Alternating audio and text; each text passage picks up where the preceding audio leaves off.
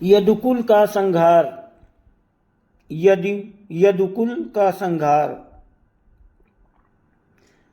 जब 18 दिन का युद्ध समाप्त हो जाता है तो श्री कृष्ण अर्जुन को उसके रथ से नीचे उतर जाने के लिए कहते हैं। जब अर्जुन उतर जाता है तो वे उसे कुछ दूरी पर ले जाते हैं। तब वे हनुमान जी को रथ के ध्वज से उतर आने का संकेत करते हैं।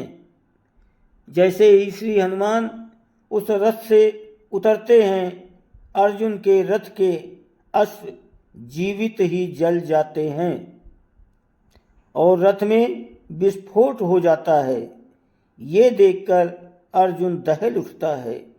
तब श्री कृष्ण उसे बताते हैं कि पितामह भीष्म, गुरु द्रोण, कर्ण और अश्वत्थामा के घातक अस्त्रों के कारण अर्जुन के रथ में ये विस्फोट हुआ है।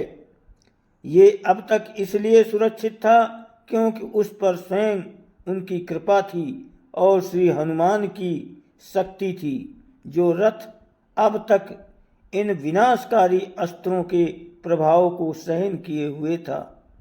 महाभारत के युद्ध के पश्चात सांत्वना देने के उद्देश्य से भगवान श्री कृष्ण जी गांधारी के पास गए। गांधारी अपने 100 पुत्रों की मृत्यु के शोक में अत्यंत व्याकुल थी।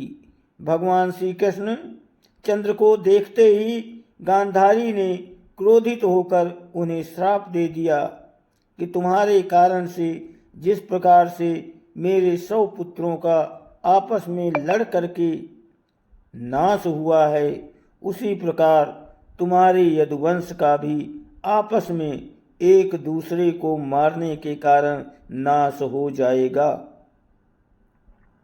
भगवान श्री कृष्णचंद्र ने माता गांधारी के उस श्राप को पूर्ण करने के लिए यादवों की मति को फेर दिया। एक दिन अहंकार के वश में आकर कुछ यदुवंशी बालकों ने दुर्वासा ऋषि का अपमान कर दिया।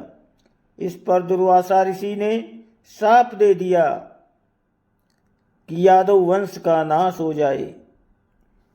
उनके शाप के प्रभाव से यदुवंशी पर्व के दिन प्रभास क्षेत्र में आए। पर्व के हर्ष में उन्होंने अति नशीली मदिरा पी ली और मतवाले होकर एक दूसरे को मारने लगे। इस तरह से भगवान श्री कृष्णचंद्र को छोड़कर एक भी यादव जीवित न बचा। इस घटना के बाद भगवान श्री कृष्णचंद्र महाप्रयाण करके स्वधाम चले जाने के विचार से सोमनाथ के पास वन में एक पीपल के वृक्ष के नीचे बैठकर ध्यानस्थ हो गए।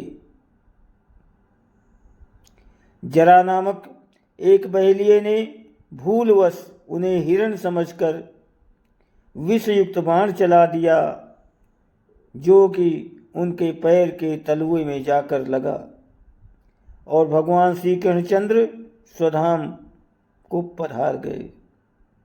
दोस्तों, वीडियो को लाइक और सब्सक्राइब जरूर करें, आपकी बहुत मेहरबानी होगी। प्लीज़ लाइक सब्सक्राइब जरूर करा करें, 2 सेकंड लगते हैं। आप सभी को बहुत बहुत धन्यवाद।